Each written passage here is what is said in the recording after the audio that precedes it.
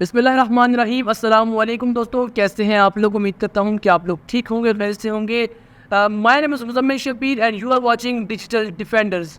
तो आज है कंप्यूटर नेटवर्किंग का पार्ट 5, जिसमें हम लोग कम्युनिकेशन मीडिया के बारे में डिस्कस करेंगे। तो टेबल ऑफ कंटेंट की जानिब बढ़ते हैं। तो सबसे पहले हम लोग कम्युनिकेशन मीडिया को डिस्कस करेंगे कि कम्युनिकेशन मीडिया होता क्या है। उसके बाद हम लोग जो है वो गाइडेड मीडिया के बारे में बात करेंगे। उसके बाद जो है वो टाइप्स ऑफ गाइडेड मीडिया के बारे में बात करेंगे। आज की वीडियो में मैं सिर्फ और सिर्फ इन पहले फर्स्ट 3 जो है वो कॉन्टेंट्स को डिस्कस करूँगा। उसके बाद मैं जो नेक्स्ट वीडियो के अंदर अनगाइडेड मीडिया और टाइप्स ऑफ अनगाइडेड मीडिया को डिस्कस करूँगा। तो सबसे पहले हम लोग कम्युनिकेशन मीडिया की डेफिनेशन के बारे में पढ़ते हैं। तो जब मैंने डेफिनेशन लिखी हुई है, इसको मैं आपको समझाता हूँ सबसे पहले, ठीक है। कि कम्युनिकेशन मीडिया क्या होता है। कम्युनिकेशन मीडिया एक सोर्स होता है, एक पाथ होता है जिसके ज़रिए जो है वो डाटा एक जगह से दूसरी जगह पर ट्रैवल करता है। ये जैसे कि आपने अगर लाहौर से कराची जाना हो तो आप एक रोड का इस्तेमाल करते हैं, आप बाय रोड जाते हैं, ठीक है। या फिर आप कह सकते हैं अगर आपने लाहौर से कराची जाना हो तो आप प्लेन का भी यूज़ करते हैं। तो आप एक प्लेन के अंदर बैठकर या आप अगर आप बाय रोड जाएंगे तो आप एक पाथ का इस्तेमाल कर रहे हैं। तो सेम इसी तरह डाटा भी जो है वो जब उसने एक जगह से दूसरी जगह पर जाना होता है तो वही पाथ का इस्तेमाल करता है, जिससे हम लोग कहते हैं कम्युनिकेशन मीडिया, या भी मीडियम सिंगुलर के लिए भी यूज़ किया जाता है। तो डेफिनेशन पढ़ते हैं। Communication media serve as a pathway through which data travels between a source and destination in computer networking.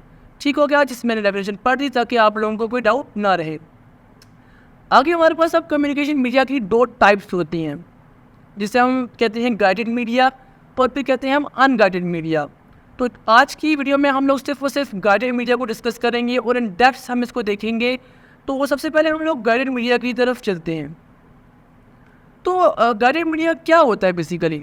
तो फिजिकल पाथवे, यानी कि अगर आप गाइडेड मीडिया को आप वायर्ड मीडिया भी कहते हैं, यानी कि एक वायर का यूज़ करते हुए जब डाटा एक जगह से दूसरी जगह पर ट्रैवल करता है तो उस मीडियम या उस मीडिया को हम लोग कहते हैं गाइडेड मीडिया, यानी कि वायर्ड मीडिया भी हम लोग कह सकते हैं। तो आई डोंट थिंक सो कि यहाँ पर डेफिनेशन पढ़ने की ज़रूरत है। जो मैंने डेफिनेशन में लिखा था वो मैंने आपको समझा दिया। तो उसके बाद हमारे पास है इसकी एग्जांपल्स इंपॉर्टेंट हैं, हम इसको इन डेप्थ डिस्कस करेंगे। हम इनकी इनके स्ट्रक्चर को देखेंगे, हम इनकी वर्किंग को देखेंगे और हम इनको डिटेल में डिस्कस करेंगे। तो नंबर 1 हमारे पास है ट्विस्टेड पेयर केबल्स, ठीक है। हम इनको देखेंगे, इसको देखेंगे। उसके बाद हमारे पास है जस्ट अ मोमेंट, ओके। उसके बाद हमारे पास है कोएक्सियल केबल्स। उसके बाद हमारे पास है most famous cable fibre optic cables, ठीक है। तो सबसे पहले हम लोग ट्विस्टेड पेयर केबल की तरफ चलते हैं। हम आ चुके हैं ट्विस्टेड पेयर केबल के ऊपर। अब ट्विस्टेड पेयर केबल होती क्या है बेसिकली, हम इसको इन डेप्थ देखते हैं, ठीक है। सब फर्स्ट ऑफ ऑल हम देखते हैं ये होती क्या है। ये कॉपर एक ही पोर्टिंग के अंदर जो है वो डिफरेंट पेयर्स बने हुए होते हैं कॉपर की वायर्स के। अब ये पेयर्स बनाने का मकसद क्या है, अब इसके पीछे कोई ना कोई लॉजिक तो होगी पेयर बनाने के पीछे। तो हम लॉजिक को डिस्कस करते हैं पहले, सॉरी। तो आपको पता है कि एयर के अंदर बहुत सारी इलेक्ट्रोमैग्नेटिक वेव्स जो होती हैं वो ट्रैवल करती हैं। अब इलेक्ट्रोमैग्नेटिक वेव्स क्या होती हैं, ऐसी वेव्स जिनको प्रोपेगेशन या ट्रैवलिंग के लिए अपनी मीडियम की ज़रूरत नहीं होती। और जो सिग्नल्स इस वायर के अंदर ट्रैवल कर रहे होते हैं वो भी इलेक्ट्रिकल फॉर्म में होते हैं। तो जब जी इलेक्ट्रोमैग्नेटिक वेव्स इनके साथ जो है वो इंटरफेरेंस करती है तो एक इलेक्ट्रोमैग्नेटिक फील्ड जनरेट हो जाती है। अगर ये जो ट्विस्ट जो है वो वायर्स को ना किया जाए तो वो फील्ड की वजह, उस इलेक्ट्रोमैग्नेटिक फील्ड की वजह से जो इंटरनल डाटा ट्रैवल हो रहा है वो डिस्टर्ब हो जाएगा और वो हमारे पास डाटा जो है वो किसी काम का नहीं रहेगा, हम उसको फिर यूज़ में नहीं ले सकते। लिहाजा इसके लिए हमने क्या किया, हमने 2 कॉपर की वायर को लेकर आपस में ट्विस्ट कर दिया ताकि जो हर एक वायर पे जो आपको नज़र आ रही है इसमें अगर कोई इलेक्ट्रोमैग्नेटिक फील्ड प्रोड्यूस हो तो दूसरी फील्ड से वो कैंसल आउट हो जाए, जिसकी वजह से हमारा डाटा है वो सेफली अपनी डेस्टिनेशन से अपनी सोर्स से डेस्टिनेशन तक ट्रैवल कर सके। अब इसकी जो है वो 2 टाइप्स होती हैं, एक होता है यूटीपी, एक होता है एसटीपी। अब यूटीपी क्या होता है, यूटीपी होता है अनशील्डेड ट्विस्टेड पेयर केबल। अब अनशील्डेड ट्विस्टेड पेयर केबल और शील्डेड ट्विस्टेड पेयर केबल में कोई ख़ास डिफरेंस नहीं है। बस यहाँ पर ऐसा होता है एक फॉयल की कोटिंग होती है जिसे हम लोग FTP भी कहते हैं, या फॉयल ट्विस्टेड पेयर केबल। जिसमें एक एक्स्ट्रा लेयर आ जाती है जिससे हम लोग डिस्ट्रप्शन को बचा सकते हैं। ये मोस्टली जो है वो शॉर्ट डिस्टेंस के लिए यूज़ होती है, लैन के लिए प्रेफरेबल होती है। अब हम चलते हैं अगली वाली वायर की तरफ। तो हमारे पास है कोएक्सियल केबल। हमारे पास कोएक्सियल केबल है तो इसका स्ट्रक्चर देख लेते हैं। पहले हमारे पास है सेंटर कंडक्टर, अब सेंटर कंडक्टर क्या होता है बेसिकली? सेंटर कंडक्टर में वो वायर होती है जिसके ज़रिए से जो है हमारे पास इलेक्ट्रिकल सिग्नल्स जो है वो एक जगह से दूसरी जगह पर फ्लो करती है, और ये मेनली कॉपर पर बेस्ड होती है। तो उसके बाद हमारे पास है इंसुलेटिंग लेयर। जो इंसुलेटिंग लेयर हमारे पास कंडक्टिंग शील्ड और सेंटर कंडक्टर के बीच में एज अ वॉल एक्ट करती है। ये इन दोनों को आपस में मिलने से बचाती है। तो कंडक्टिंग शील्ड का क्या काम है यहाँ पर? बेसिकली कंडक्टिंग शील्ड जो है वो यहाँ पर इलेक्ट्रोमैग्नेटिक इंटरफेरेंस को कम करने के लिए भी होता है। यहाँ पर अगर जब इलेक्ट्रोमैग्नेटिक वेव इसके साथ जो है वो कोलाइड करती है तो ये हमारे पास कुछ हिस्सा इसका एब्जॉर्ब कर लेता है, कुछ को रिफ्लेक्ट कर देता है, एब्जॉर्प्शन करके कुछ को हीट में कन्वर्ट कर देता है। अब एक और भी इसका काम हो सकता है कि देखें, जब आपको पता है कि जब इसकी इलेक्ट्रोमैग्नेटिक फील्ड प्रोड्यूस होगी तो इसके अंदर करंट इंड्यूस हो जाएगा। जब करंट इंड्यूस होगा तो ये भी एक अपनी जो है वो इलेक्ट्रोमैग्नेटिक फील्ड जनरेट करेगा, और वो दोनों इलेक्ट्रोमैग्नेटिक फील्ड आपस में कैंसल आउट हो जाएंगी, जिससे हमारे पास इलेक्ट्रोमैग्नेटिक जो है वो इंटरफेरेंस जो है वो रिड्यूस हो सकती है। तो इसका हमने और स्ट्रक्चर देख लिया। उसके बाद हम इसको देख लेते हैं कि कहाँ कहाँ यूज़ होता है। बेसिकली अगर आपने इस वायर को देखना है तो ये बहुत कॉमन है, आप इसको अपने होम्स में आप लगा हुआ देख सकते हैं। जब अगर आप टेलीविज़न यूज़ करते हैं तो आपको बहुत कॉमनली मिल जाएगी, आपकी टेलीविज़न के पीछे ये लगी हुई होगी। तो हम इसको जो है वो टीवी केबल्स वाले भी यूज़ करते हैं। उसके बाद हम लोग उसको इंटरनेट ट्रांसफ़र करवाने के लिए यूज़ कर सकते हैं, और इसको टेली कम्युनिकेशन वाले लोग भी यूज़ करते हैं। तो ये जो है वो मोस्टली हाई फ्रिक्वेंसी जो सिग्नल्स होते हैं इलेक्ट्रिकल, उनको ट्रैवल करने के लिए लॉन्ग डिस्टेंस पर जो है वो काफ़ी सूटेबल है। तो हमने इसका जो है वो अच्छे से समझ लिया, और ये सब मैंने जो पैराग्राफ लिखा हुआ है आप इसकी पढ़ लीजिएगा अपनी बेटर अंडरस्टैंडिंग के लिए। ठीक हो गया। उसके बाद हमारे पास है फाइबर ऑप्टिक्स। फाइबर ऑप्टिक्स हमारे पास है, लेकिन फाइबर ऑप्टिक्स को समझने से पहले हमारे पास कुछ कॉन्सेप्ट्स हैं हमारे पास, तो हम उसको समझ लेंगे, फिर हम लोग इस पर आएंगे। हमारे पास है कॉन्सेप्ट टोटल इंटरनल रिफ्लेक्शन का। यहाँ पर रिफ्लेक्शन आगे गलती से मैंने रिफ्लेक्शन लिखना था, जस्ट रिफ्लेक्शन, ओके। तो हमारे पास है टोटल इंटरनल रिफ्लेक्शन का कॉन्सेप्ट है, लेकिन हमने उससे पहले कुछ टर्म्स को समझ लेते हैं। तो हमारे पास यहाँ पर है रिफ्रैक्शन का कॉन्सेप्ट। अब रिफ्रैक्शन क्या होता है? देखिए, जब लाइट एक मीडियम से दूसरे मीडियम में एंटर होती है तो उसकी स्पीड डिफरेंस, उसमें स्पीड का डिफरेंस आ जाता है, जिसकी वजह से वो उसकी जो डायरेक्शन ऑफ प्रोपोगेशन या डायरेक्शन ऑफ ट्रैवलिंग है वो भी चेंज हो जाती है।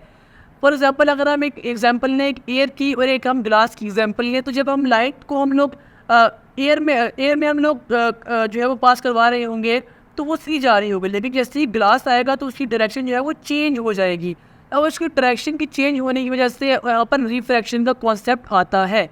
तो अगर डेफिनेशन अगर आप मैं पढ़ता हूँ आपको, refraction is the bending of a light when it passes from one medium to another due to change in its speed. जैसे कि आपको मैंने बताया, लाइट जो है वो डायरेक्शन चेंज कर लेती है, वो बेंड हो जाती है जब वो दूसरे मीडियम में एंटर होती है। जब लाइट जो है वो, मैंने आपको एग्जाम्पल दी, क्यों होता है? बेसिकली ये रिफ्लेक्टिव इंडेक्स की वजह से होता है। रिफ्लेक्टिव इंडेक्स से बहुत ज़्यादा आपने पढ़ा होगा। जैसे कि आपको पता है, लाइट जो एयर का रिफ्लेक्टिव इंडेक्स है वो बहुत कम होता है, और जो ग्लास का रिफ्लेक्टिव इंडेक्स है वो काफ़ी ज़्यादा होता है, जिसकी वजह से जो है वो लाइट बेंड कर जाती है। तो अब हमारे पास है क्रिटिकल एंगल। क्रिटिकल एंगल क्या होता है? बेसिकली क्रिटिकल एंगल वो एंगल होता है कि जब एंगल ऑफ रिफ्रैक्शन जो है वो 90 डिग्री को पहुँच जाए। तो 90 डिग्री को जब एंगल ऑफ रिफ्रैक्शन पहुँचेगा तब ही हमारे पास जो है वो, जब एंगल हमारा रिफ्लेक्शन 90 डिग्री से ज़्यादा होगा तब ही हमारे पास टोटल इंटरनल रिफ्लेक्शन होगी। मैं आपको इसको एग्जाम्पल से क्लियर करता हूँ, ठीक है? ये देखना, ये आपके पास फॉर एग्जाम्पल एक मीडियम है, जो कि ये है डेंसर मीडियम या लाइटर मीडियम। जब रे आपके पास यहाँ से निकलेगी तो यहाँ से रिफ्लेक्ट कर जाएगी। लेकिन क्या हो कि अगर हम इस एंगल को हम इतना जो है वो इंक्रीज़ कर दें कि हमारे पास क्रिटिकल एंगल आप पहुँचे, यानी कि हम इस एंगल को इतना बढ़ा दें, कैसे?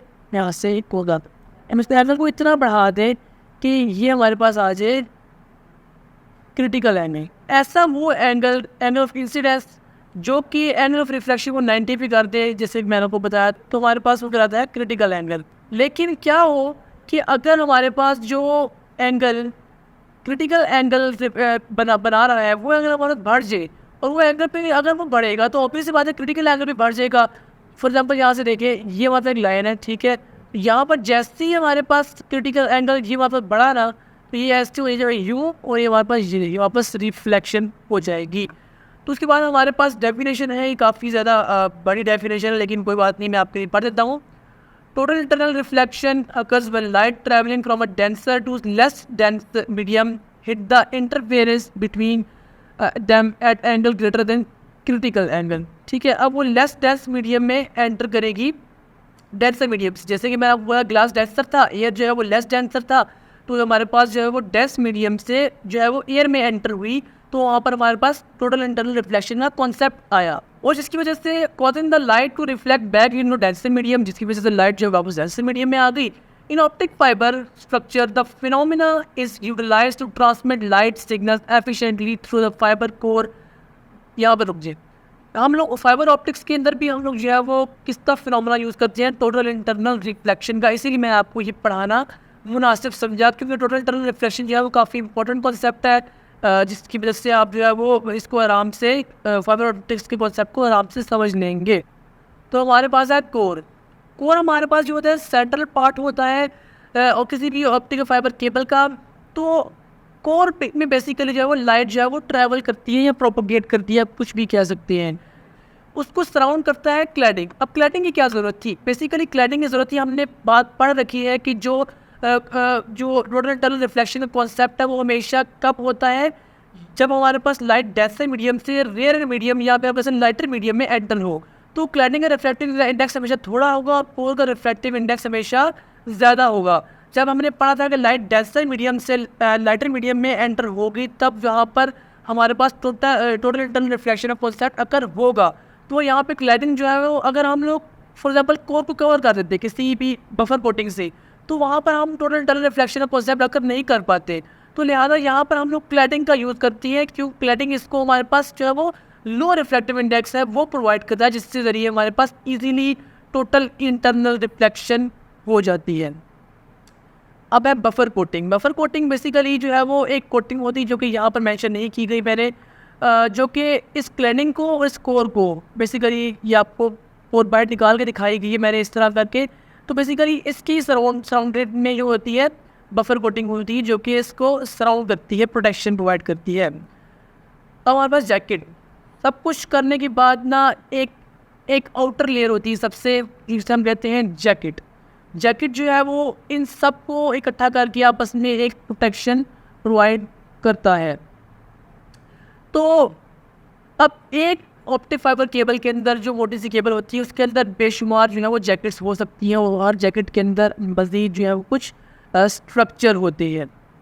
तो हमने ये ऑप्टिक फाइबर का स्ट्रक्चर देख लिया. अब हम आते हैं डेफिनेशन के ऊपर. अब आप इसको उम्मीद है कि अच्छे से समझ लेंगे. तो मैं डेफिनेशन पढ़ देता हूँ क्योंकि सब कुछ समझा दिए मैंने पहले ही. Fibre optic cables are cylinder strands made up of glass और प्लास्टिक. इनको हम लोग जो है वो बेसिकली सिलेंडर स्ट्रैंड, एकदम स्ट्रैंड्स कहते हैं, ठीक है, जो हमारे पास बाल टाइप निकले हुए हैं, कि इतने बारीक होते हैं कि आपकी जो हेयर लाइक स्ट्रक्चर है ये उस जितना पतला होता है, ठीक है. That's transmit data using light pulses. तो यहाँ पर डाटा हमारे पास लाइट की फॉर्म में कन्वर्ट होता है सोर्स से, उसके बाद डेस्टिनेशन पर जाकर दोबारा ये इलेक्ट्रिकल सिग्नल्स में कन्वर्ट हो जाता है. They're widely use in telecommunication networking for high speed. इसमें हम लोग जो है वो इंटरनेट ट्रांसफर करवा सकते हैं, फ़ोन कॉल्स भी ट्रांसफ़र हो सकती है. मोस्ट ऑफ द डाटा जो है वो वर्ल्ड के अराउंड जो है वो फाइबर ऑप्टिक्स के ज़रिए ही ट्रांसफ़र हो रहा है. They are widely used in telecommunications and networking for a high-speed, long-distance data transmission, despite their advantage like high bandwidth and immunity to electromagnetic interference.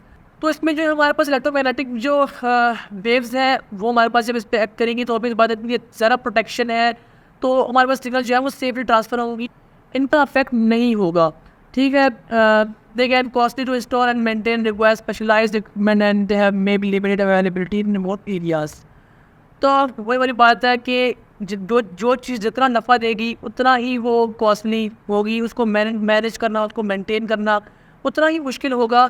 और कुछ एरियाज़ में अभी भी जो है वो अवेलेबल नहीं है, जो है देहात के इलाके हैं वहाँ पर अभी फाइबर ऑप्टिक्स की टेक्नोलॉजी है वो नहीं है. बट होप्स हो कि जल्द ही जो है वो विलेजेस तक भी ये टेक्नोलॉजी पहुँच जाएगी.